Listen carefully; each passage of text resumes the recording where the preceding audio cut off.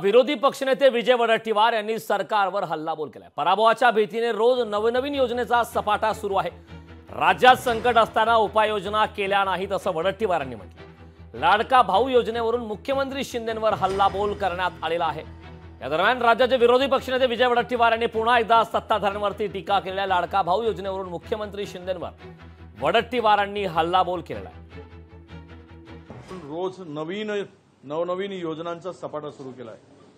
गेली 10 वर्ष सरकारने खुर्ची उभवताना आणि तिजोरी लुटताना लाडकी बहीण लाडका भाऊ यांना आठवलं नाही। राज्यातील बेरोजगारीचं संकट मोठं असताना त्या संकटावर मात करण्यासाठी काही यांची भूमिका किंवा उपाययोजना नव्हत्या।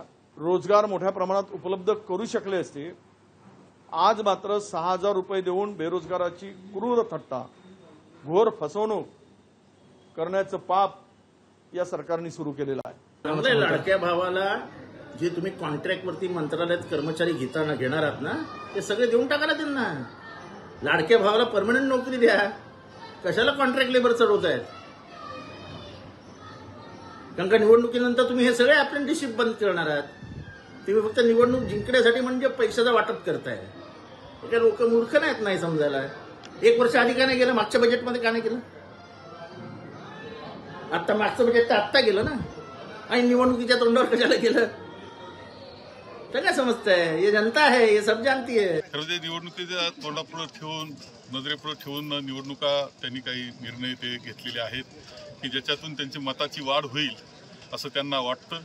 परंतु त्यांचं जे गठन आहे सरकारचं तेच लोकांना मान्य नाही, आणि जे तत्वज्ञान आहे, जे पुन्हा संपूर्ण दिशा जी आहे त्यांची ती चातुर्वर्ण्याकडे नेण्याची जी दिशा आहे त्यांच्या तत्वज्ञानाची आणि राज्यकारभाराची, ती आपण पाहिलेली असल्यामुळं जनता या पद्धतीला भुलणार नाही।